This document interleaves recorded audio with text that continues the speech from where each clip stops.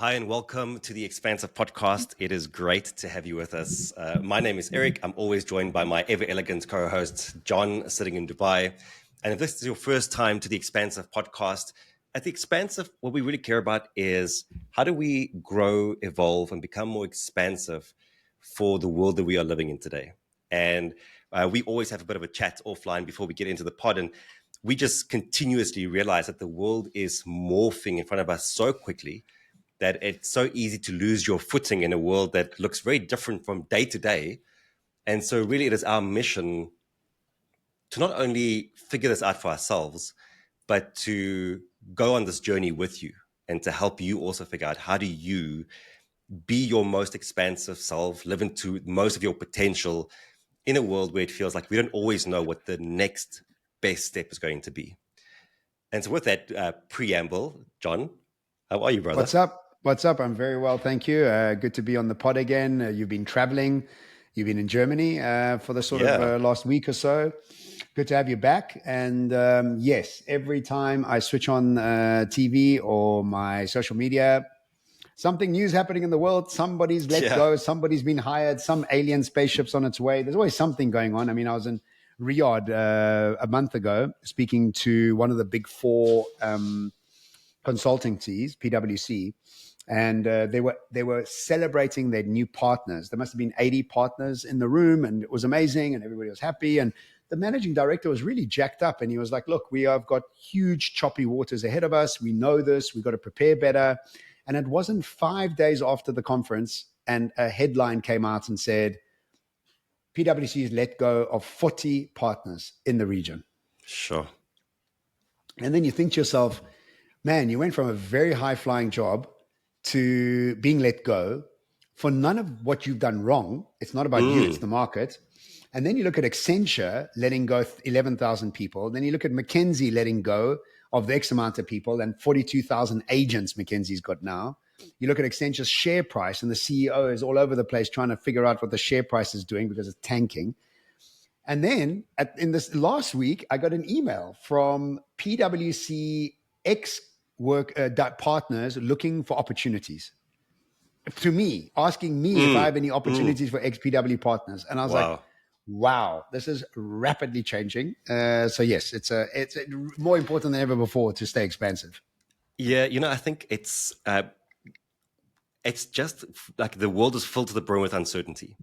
And I think what you said is so spot on, which is that it's not your fault. You are going to experience so much uncertainty at the moment, and it's not your fault necessarily. It's the fact that the world is just going through a recalibration, and like people are getting fired because of AI. But then, I remember Klarna last year made big, or maybe it was earlier this year. They made headlines because they fired so many people, and they were like, they mainly a sales organization, and we're gonna have AI do all of our sales. Yeah. And then everything tanked, and they had to rehire a bunch of people. Yeah. So so people being fired because of AI, but also rehired because of AI. And then we have Sora that drops this week, and it just blows people, it blows your mind to think that no one is involved in the process of creating these new videos. And you're just you don't know what direction to move in. And then you have everyone telling you this is the skill of the future, and that's the skill of the future, and this is what you need to learn, and stop studying, but also start studying this, and unlearn this. And it's like, what direction do I move in? It's so much happening. Look, in saying that, Erik, our day-to-day lives have not changed an iota. Yes, there is that term. It's funny because you almost have two timelines, right? You have absolute chaos and absolute nothing. Look, everything's exactly the same in my life. Everything's kind of the same in your life. We have new things to research on and talk about. I was speaking to my mom who lives on a farm. I was like, Mom, your life's in fact better than it's ever been, because she was telling me, oh my God, did you see this? And I can't believe that's happening. And then this happening. And we were talking about the turmoil of the world. And we're like, but there's no turmoil in our lives, actually. In our lives, we are very well protected. And I guess you know what it is. You remember in COVID, out of nowhere, and some freak luck, some industries rocked and some industries died. We died, but grocery stores rocked. I mean, grocery stores couldn't flip and keep up. I mean, they were so successful. Delivery businesses shot through the roof. Online training shot through the roof. Other things died. Toilet paper suppliers. Toilet suppliers went through the roof. And so what you also realize is that we do have an inkling of what's going to change. And really what's going to change is highly intelligent people doing highly repetitive tasks. That's going to change. And if you're sitting in those positions, very quickly you need to start to think about other ways of, gaining an income in some ways. But it is also like you don't know the repercussions and the ripple effects of these businesses. For example, PwC letting these partners go, or Accenture letting go of 11,000 people. What are the ripple effects of that? What happens to those people and the businesses they used to support? And that's the thing that really is unknown, So yeah, it is an interesting time. You know that quote that says the future's already here, not just evenly distributed. Yeah, it's probably the same thing, across many things. Is that we experience such different realities, and I think if you are in the reality where there's a lot of chaos for you right now, the best thing that you can do is learn to flow with the chaos and be okay with that uncertainty. And if you are not in the chaos, don't just sit back and think, oh, well, I'm just insulated. It's never coming my way. It is coming your way. It's just a bit delayed, perhaps. When I was I was watching a video earlier this week, which is related but unrelated. It was a golf video.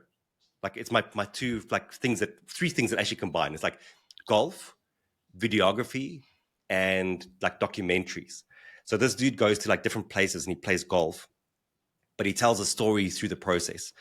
And this one was specifically about golf in Ukraine. And it was so like, I know about the war. We've seen it for a long time, but I don't know about the war. You know what I mean? Like I don't see the real impact of it in people's lives.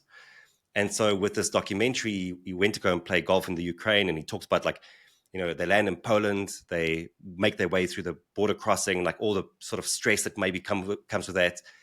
And then they show like golf is pretty new in Ukraine. I think they had like 7 or 8 courses that were built, but they built this like state-of-the-art golf facility. Beautiful, like from the greens and the fairways to the facility itself, like just incredibly done. And then they show that, and then they fast forward to the war, and that entire place is destroyed. The golf facility is non-existent. They are literally like artillery. Artillery. Can I say that word? Holes. Artillery. Artillery. Yes, thank you. Artillery. Good thing you're not a speaker. Good thing you're not a speaker. Good reminder to never use that in a keynote speech. They're literally like shells lying in the fairways. Yeah. Wow. So like you see that, and it's like it's so far removed from the life that I'm living, and yet so they were following this guy who was a pro hockey player that then turned pro golfer, and he started working at this beautiful facility, and then it got destroyed through the war, and they had this beautiful line. They said, golf like changed his life. I'm going to butcher this line, but essentially like where it's ended up is like he's now teaching people golf who've lost their limbs through war. So Jesus. Like that's, yeah. But I mean, so I bring it up just to go like, his reality is so like couldn't be further removed from mine.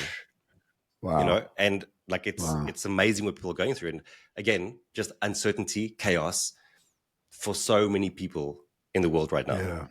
Yeah, it is. So if you're going through something like this, look, the best thing you can do is simplify the future and elevate your awareness. When you simplify the future, you become more friendly with it. You understand what you need to do with it. Elevate your awareness to start to have new ways to think about it and to solve problems in new ways. And that's a practice, it's just a practice. It's a practice that you have to develop. And this is the new practice of the future, is because this is only the beginning of the change, right? There's so much more change coming, and it's going to affect all of us. And really the ones that are going to win are the ones that are going to be the most centered. Because if you are already in a flurry, you can't actually deal with the change. You're part of the problem.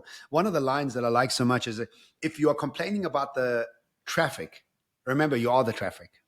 Yes. So if you're panicking and it's about the panic, well, you're adding to the panic. Stop adding to the panic. collectively, you're not actually helping the collective by being in such a panic. It's better that you calm yourself down. So yeah, we also have to realize the responsibility we have to play within the chaos so that we bring some sort of centeredness into the chaos itself, you know? And that's what I was telling my mom last night, you know, it's like her and I are very centered. And I was like, well, look at our lives. It's actually growing in many ways, not diminishing. And so it really shows you that you can choose the timelines you want to live in based on your projection and your ideas around, you know, the way you think about the future is how you prepare for the future. And it's such an important skill. I love that. You need to be the beacon of calm amidst the chaos. And there's something that's so attractive about people like that, you know, and I think because we resonate, because we find the calm and the peace with them, it's a highly attractive trait. Someone who I think really exudes that is someone who just passed away, Jane Goodall. I don't know if you watched some of her videos. Like, of course, so everyone knows, you know, she was the big chimpanzee lover and documented so much of her journey with them. And I watched some videos of her this week, and I had this like feeling of I wish I knew her, and I was able to spend a bit of time with her and listen to her talk, and you know, just share conversation, because she has that energy, which is so inviting and warm, and you just want to be engaged with her. And what's also, her favorite animal? The video that the favorite animal that she has, despite the fact that she spent all of her life working with chimps, is a dog. Yes. And I loved that video when I found it. And the way, I mean, it was somebody interviewing and said, so which monkey's your favorite or something? She's like, no. Dogs are my favorite. And the guy's like, what? I'm like, exactly. Of course dogs are your favorite. Dogs are the best. Dogs are the best things in the world. Are you joking? Yeah. Listen, dude, so moving on from the chaos and the uncertainty, you have some good news, big news. Tell us about it. Okay, so, you know, both of the things that I want to talk about are dreams and intentions I had many, many years ago, and I had to let them go for them to come into fruition. And this is really the lesson in this. And the first one is this is not the big news. The first one is me meeting with a guy called Paul Steenkamp. And Paul Steenkamp, when I started my journey as an innovation specialist at The Fresh Ingredient, I remember hearing about Paul Steenkamp. Do you know who Paul Steenkamp was? He headed up the innovation program at FNB. When FNB was under Michael Jordan, and they started to do that internal innovation program where you won R1 million for the best innovation that came out the company. And then it went on that Michael Jordan won CEO of the year globally, not just in banking, of all CEOs in the world, of what he had achieved there. And Paul was telling me that it was the largest migration of banking clients in the history of banking, of everybody in South Africa moving over to FNB. I mean, it was radical. Yeah, they ran a huge campaign. Yes, huge. Yeah. And I remember 10 years ago thinking to myself, Paul Steenkamp, that job that he must do was almost like, if I was a footballer, he would be my Cristiano Ronaldo. And I used to read on him, and I used to read about what he used to do and how he used to do it. And I was like, if I only had a chance to work or do his job or work with him, it would be unbelievable. And then he went and headed up Standard Bank's innovation program. And they didn't gel, and eventually left. And here I am in Dubai, and I get a call a couple months ago from a guy called Warren Bond, who runs a company called Future World, a very well-known future sort of think tank that helps organizations and governments. And he says to me, look, I've been watching your stuff online. I really like what you're doing. Can we meet up? I'm like, yeah, sure. I mean, I didn't really know who he was. So anyway, go meet up, have a chat. It ends up that his company is one of the people that advises the 120 ministers that run Dubai. They sit there and they advise, fun fact, 100 of the ministers that run Dubai are female, 20 are male. Wow. Fun fact. And he invites me to join Future World, to go in with them, to go and help them what they're doing. And then he says to me, look, I'd like for you to meet somebody else that's working with us. His name's Paul Steenkamp. And I was like, no way. And this was 10 years in the making of me totally fanboying this guy, right? Totally fanboying him. Anyway, so I arrive in the meeting. I'm like, Paul, you have no idea, bro. You are such a hero in my eyes.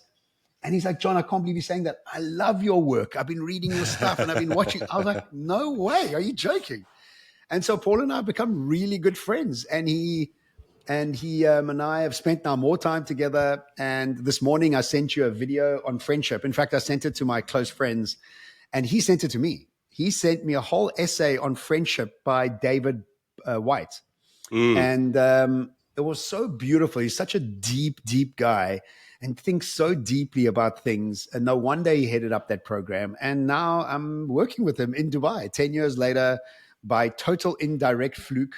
And also somebody I really looked up to, kind of enjoys my work. Very so cool. It was a really great, cool. It was a great sort of full circle.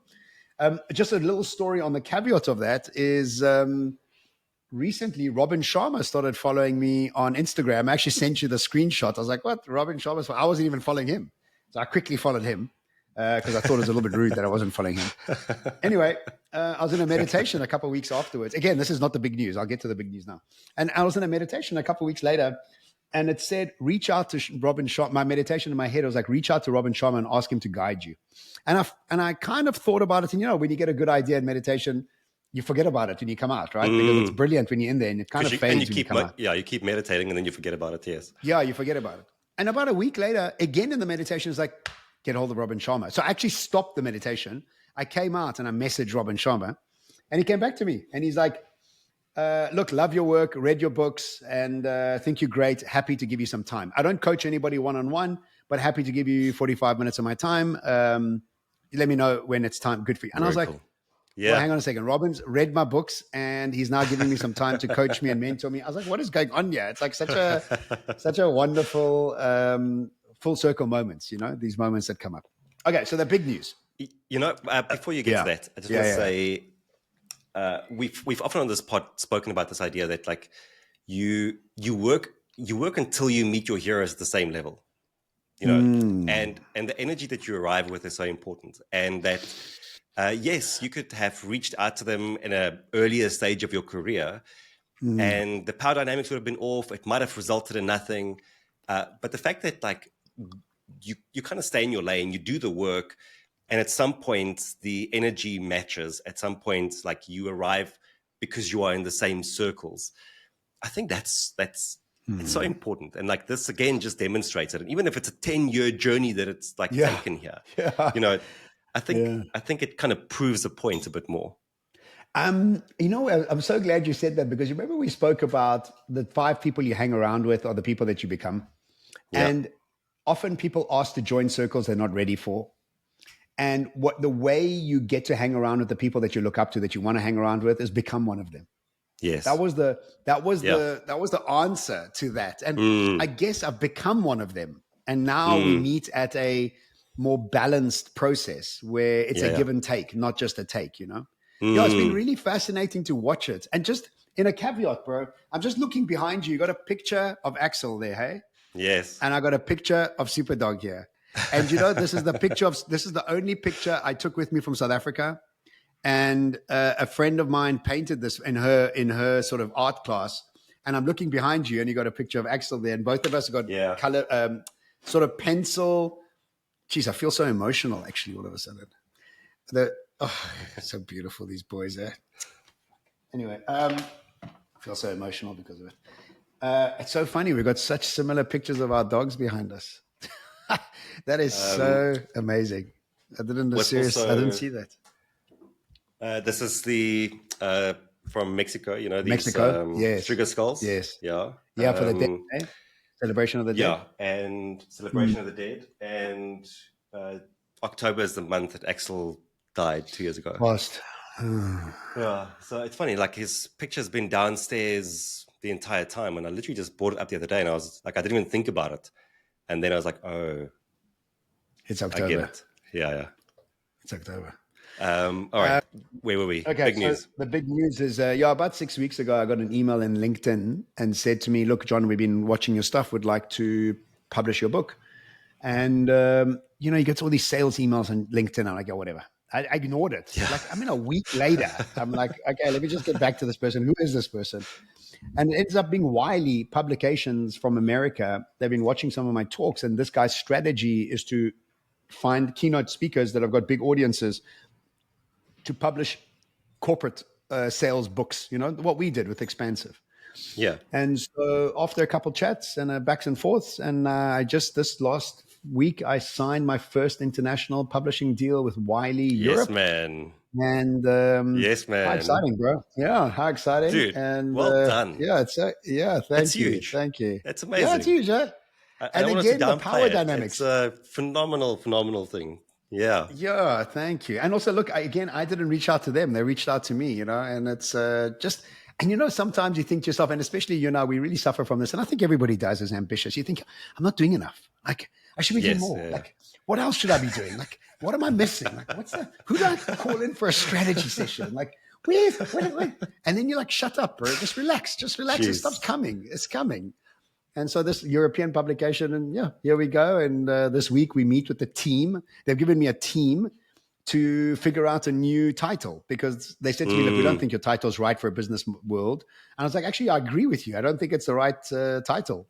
So, so now I've got a European team helping me with my book. Future Memories? Yeah, Future Memories. They said, look, it's a good title, but not for the business world. I was like, I agree. Yeah. I agree with that. I think it's when I keep seeing the Thinkers 50 lists pop up, and I look at their books, and it's very bland. Like, almost, and which is a bit of a tough thing, but like their things are very bland. It's like how to this, like, whatever leadership. Lead in the age of disruption. Yeah. It's like 12 leadership team like facilities. That. Yeah, exactly. Yes. Exactly. Yeah. I have two things I want to say on that. One is, yes. Something that I think is interesting about your energy when it comes to these things is, it's not a lack of care about it, but it's a calmness about opportunities coming to you. I'm trying to find the right way to articulate it, because it's not the first time this has happened to you, where there's an opportunity that presents itself and you don't even realize it's on the table until a bit later. Yeah, that's true. Like with the futurist, the top 5 global futurist thing, right? Yeah. I literally had to show you that you were on that list. Whereas I think for a lot of people, you are constantly checking, what's happened. Is this the next thing is what's pursuing. And I think part of that energy is a big part of that energy is what brings it into your world. Yes. Is that there is a calmness about it. That's the one thing. There's no chase towards it. There's no chase towards it. Yeah. It's the same. I mean, it's kind of the same thing we just spoke about in terms of a 10-year trajectory of meeting someone. Yes, you could have chased him down and potentially it would have worked, and you might have had a great flourishing relationship for the past 5 years. Who knows? But this feels like a much better way to meet each other, and for this to have evolved. Yeah. So I think there's something about that energy. That's one thing I wanted to say. And then the second thing is, I heard this quote, or I read this quote somewhere that said, the inches we need are all around us. And I kind of like that, it's like this whole accretion approach again. But there's also a calmness and just thinking we don't have to be doing big things and just going. All these small things that you need to do that will help you organize and create your world, they're all around you. You just need to be mindful enough to pay attention to them, and the rest will take care of itself. Yeah, I love it. I sent you during the week. I've been watching, and I still watch him. I think I've just fallen in love with this guy. He's the nerdiest camper, and he runs a YouTube channel called Outdoor Boys. And he has amassed a viewership of 4 billion views. Okay. He's a one-man show. It's insane. He goes into the Alaskan wilderness, and he sets up camp, and his videos are 30 minutes long. And he does exactly the same thing. Sets up a camp, treks into the middle of nowhere, sets up a camp, finds firewood, sets up the firewood, cooks himself food, falls asleep, wakes up, does the same, goes home. 35 minutes. I've watched, I don't know, bro, 15 of them, 20 of them. We're talking, I've spent 10 hours with this guy. And I've just fallen in love with him. He's got 3 kids. He's got a wife. He is so genuine, Bruce. So genuine. And I sent you a documentary about his success because the more I watch him, the more suggestions I get about him. And they were saying that he did not take one sponsorship deal, not one sponsorship deal. And he got 1,000 options, didn't take one sponsorship deal, didn't create any merch, didn't do any. I mean, if you take the playbook of developing an online brand, he did every single one of them the opposite. But what he was so authentic. And I think, and if you watch the comments, there's no negative comments on his videos. Watch, like there's thousands, like imagine, I mean, you got 40 million views of him going camping of one video. And he puts a video out every week, bro. He was putting out a video every week of going camping. And he takes his kid sometimes, then he takes his wife, then he's always doing different things, finding new adventures. And the guy in the documentary was saying the only thing he has that we can't bottle and can't practice, not that we can't, is authenticity. It's just so genuine. And that's what I've fallen in love with him. He's so genuine as a human. And I think if you go back to what we do, it's the authenticity of it. It's the realness of it. And then if you are that authentic and that real, you're not chasing. Like chasing is when you're almost not your true self. Because if you really in your deep self, you have the elegance and the fortitude to hold. And he was making videos because he loved going camping and he loved being out there. And that's what his gift was, not the sponsorship deal. And on his 20 million views, he's telling people what products he's bought and how good they were and why they're so good. He was like shy of talking about brands. If they were bad, he would say if they were good, they were bad. So I think it always comes down to this process and practice of centeredness and authenticity. And now, as you said last week, people are so focused on strategy because it's easy to focus on strategy, not on identity. And if you think about what is identity, it's centeredness, it's authenticity. That's what identity actually and ultimately is, right? So he's so inspired me, this guy, just to be truly yourself. And so thank you for the reflection point. And it comes back to the video I sent you this morning. And if anybody's listening who wants to watch this video, it's Friendships by David White. Go and watch it. I feel emotional again. He talks about wit. I don't know why I feel emotional today. Every time we speak about dogs, I feel like crying. And then now it just opens up my tears, you know. He speaks about friendship is about witnessing each other. That's it. And I was like, you just have to witness each other, you know. That's the beauty of the friendship. Can I read that part? Because I clipped it. Yeah. So he said, the ultimate touchstone of friendship is not improvement, neither of the self nor of the other.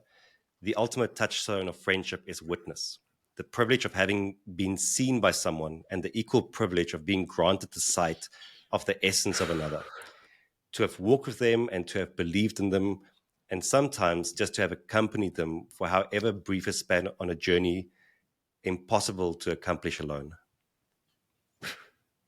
Yeah, it was beautiful, hey? That guy is unbelievable. I mean, one of our guests has done walking tour with him. What was his name? I forgot it now. Who was that guest? Rowan Bletcher. Yes. And he did a walking tour with him in Ireland, walking during the day in the mountains, doing poetry at night around the fireplace. What? That sounds like heaven. Yeah. You know, what I loved about the video is that I think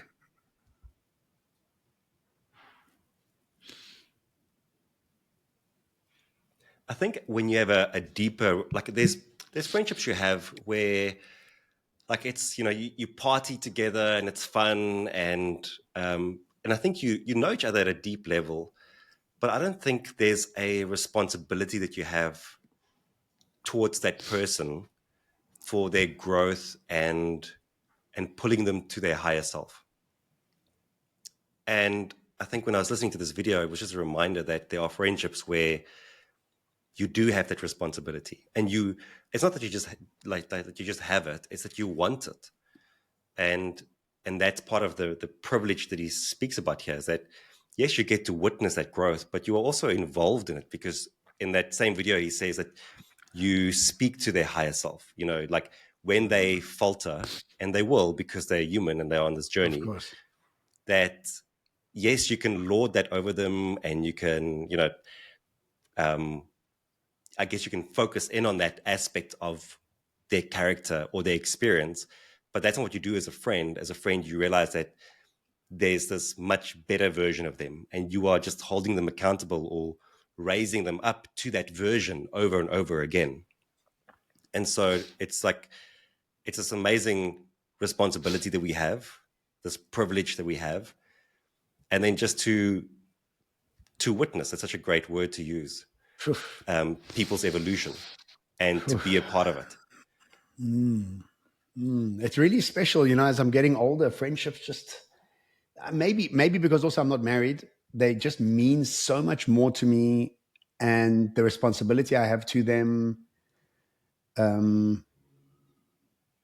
just becomes more. I guess that is part of living a good life, is those connections. Living a good life is being seen and to be seen. And there is nothing else. There really shouldn't be anything else. It's so touching to have that. And what you were talking about is deal friends and real friends. You have friends for certain deals, the deals for business, deals for jolling, deals for exercising. And then you have the real friends who are there for no deal whatsoever. They're just there.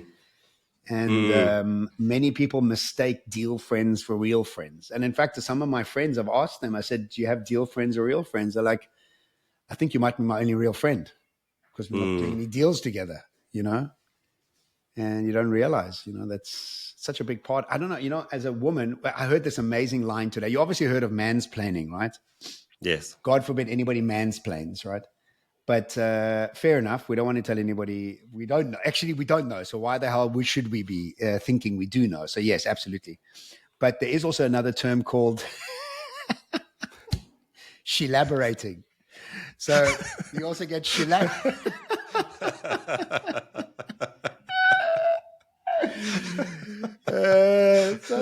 shelaborators, all you shelaborators out there, don't come tune me. And I think there was a lady on your post about friendship, right? You made a post about friendship, and again, I commented as an example to the friendship. And she went on about what men should do. And I swear I was going to write, geez, you're elaborating, eh? Were you telling us what we should do? I was like, thanks so much. Thank you. So I didn't. I kept it PC. I saw that post. So for everyone listening, I made a post about just kind of my journey from Better Man, which I founded, which was a self-development community for men, to the work that I'm doing today. And in it, I said that, one of the things I took from Better Man was just the importance of brotherhood. And then this lady came onto my post, and she was just ranting about this brotherhood. It obviously triggered her. And she was saying how brotherhood creates a glass ceiling, and how leaders are using it across the world, to exclude people. And I was like, you obviously didn't read my post. You saw that word and it just triggered you, because I said nothing. It was nothing about leadership or corporate or anything like that. It was literally about the fact that I think men need men, and that's a healthy thing. But it was funny. And so I saw that post, and it made me feel agitated. And I thought, I'll just sit with it. I'm not going to respond straight away. I'll respond, but not straight away. And then obviously she must have gone back and read it properly, because then she deleted her comment. So did she delete it? Yeah. Did she delete it? Okay, because I didn't go back to check, because I was going to hashtag shelaborate, but I was like, I don't know if I want to have another. Also, it was your post. People, if they come onto my post, I'll tune them straight. There was a lady, I put this post up the other day.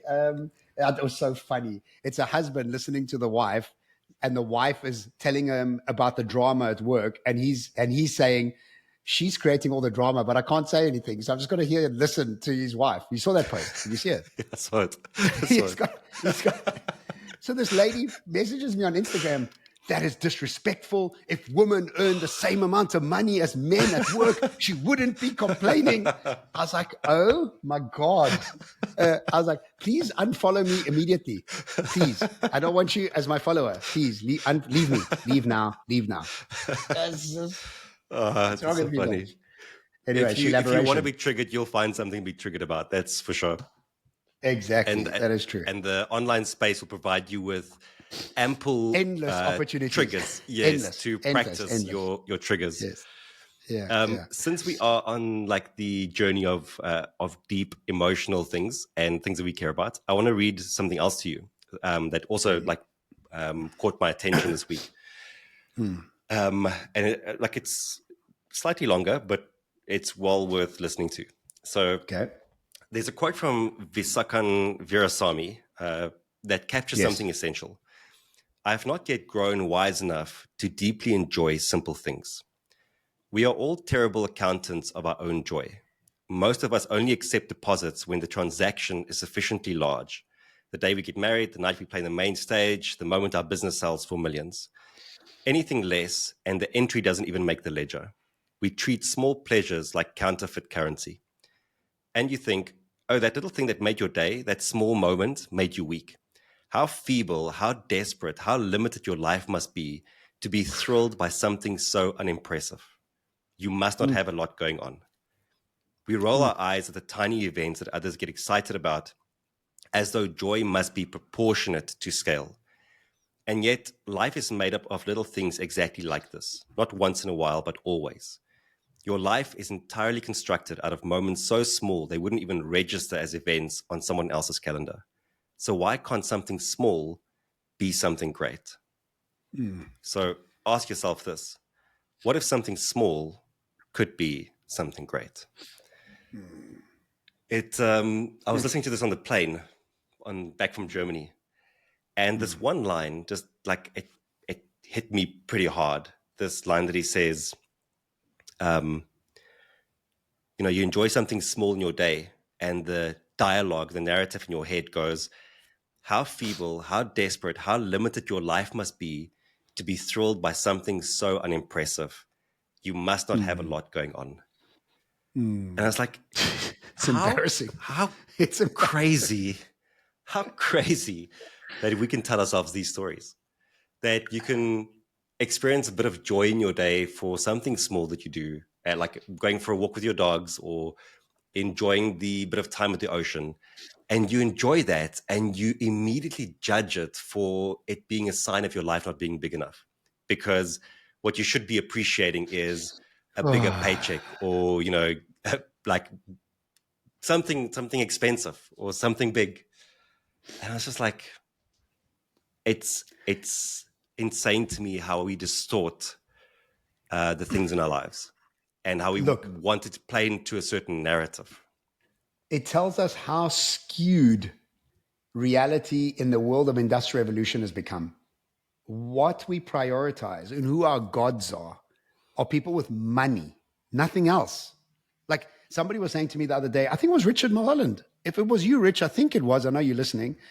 I don't know if it was somebody close to me, and they made the idea that success, he is very successful. I said, and how? No, he's made money. He's an entrepreneur. I was like, but how is that success? No, he's made it. But how has that made it? Like you could be on Prozac and have a liver dysfunction, and also, I don't know, he could be doing 10 other things. And in fact, the person regressed and said, no, you're right. That's only one part of making it. But even our own selves, we always in this idea that, if you've got money, you're successful and that's all it is. And it's got to be grandiose. And I think of myself, the sulking child I become when I have to fly economy class. And I become an absolute, like a brat in my head. I'm a brat about it because it's become such a big thing in my process. And it's been a game. Like I become bratty and I'm like, I have to remind myself. It's like, bro, you're doing something that people, I'm at 20% of the human population has ever flown. It's like, what are you doing? It's like come back, center yourself. And I do this. Somebody said the other day, what a privilege it is that your muscles are sore. Your body is fully functioning, that you could even go to gym to make them sore. I was like, wow. Even on the flight to Germany, we were flying economy, and as I was walking through business, I wanted Let's to wait. Let's play some.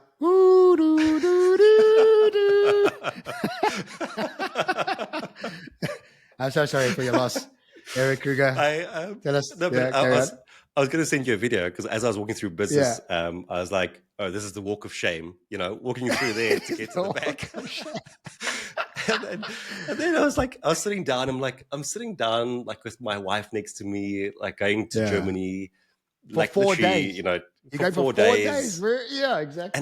And you want to you want to judge it, and you want to degrade the experience. And maybe that's part of why this hit me when I was flying back. But so enjoy the small things. Have an appreciation for the small things. And it's often, when I think this is also part of this continuous process of non-judgment. And you don't have to judge every single thing in your life all the time and hold it to a certain standard all the time. It's exhausting to live like that. And so if that's what you are doing right now, then this is a great invitation for you to not do that. Another way of saying no judgments, no reaction. It's react differently. Dr. Joe always says, be greater than your environment. And when he says when you're greater than your environment, it means when your environment gives you the cue for your trigger and behavior to kick, be greater. Hold, see it, don't react. And the more you do that, your brain starts to realize that reaction is not what you do, and that reaction fades away. Yeah, you got to be greater than your environment so that, the environment's not triggering you into the same old behavior. A cue, economy class, the environment, anything around the environment that used to make you triggered in some way, be greater than you. In fact, he says, be greater than your body, be greater than time, and be greater than the environment. When you're greater than those three things, your body is your time, your body, and the environment are telling you how to react. That is the reaction. So when you say non-reaction, it's mean don't react to those three things, and then they start to fade. And that's the loop we have to keep getting out of, That was, to be honest with you, bro, that is the only thing you should be doing in life. You should be doing nothing else. The quicker you can get over your current reaction to your environment, time, and body, the sooner you stop having this experience and have a higher level of experience. So if you're reacting to not having money and you keep reacting to having not money, you'll have no money. The minute you stop reacting to that, more money starts coming into your life.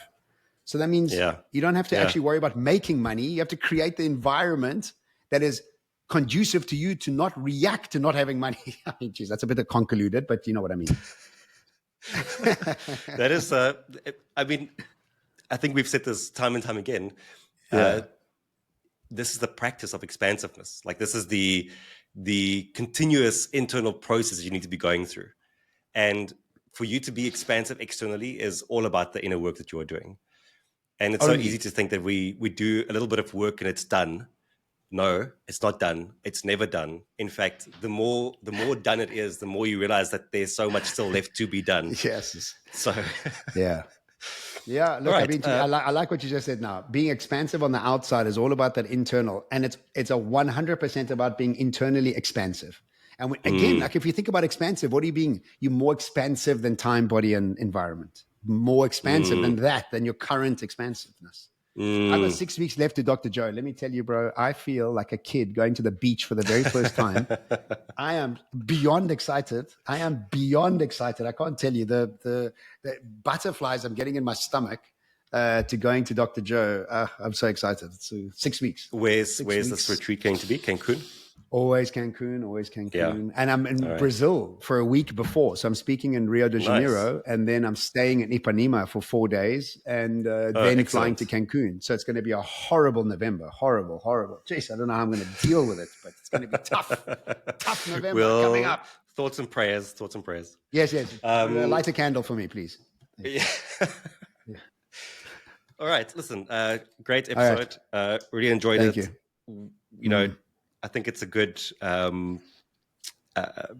example of what the expansive is about. Speaking about friendships, dogs, success, enjoying the small things in life, uncertainty in the world, chaos, covering a lot of things, all the things that we are interested in and care about deeply. So as always, great to be on the pod with you. I think it's quite interesting as well that like if you've been a listener of the pod for the past 260 episodes, then you've also witnessed our friendship, right? And I think that's what's sustained the pod over 260 episodes. It's been amazing that it's been this process of growth and like from a professional point of view and us figuring out things and, trying different things with the pod, but it's also been just really a friendship on display. And I think that's always what's also brought people into the pod as well. So thank you for that. Thank you for witnessing me. It's been a pleasure to witness you. Yeah, and for everyone listening, we'll be back more or less the same time next week for episode 261. You can find us on every platform, iTunes, Spotify, YouTube, and we look forward to being expansive with you. Cheers. Ciao.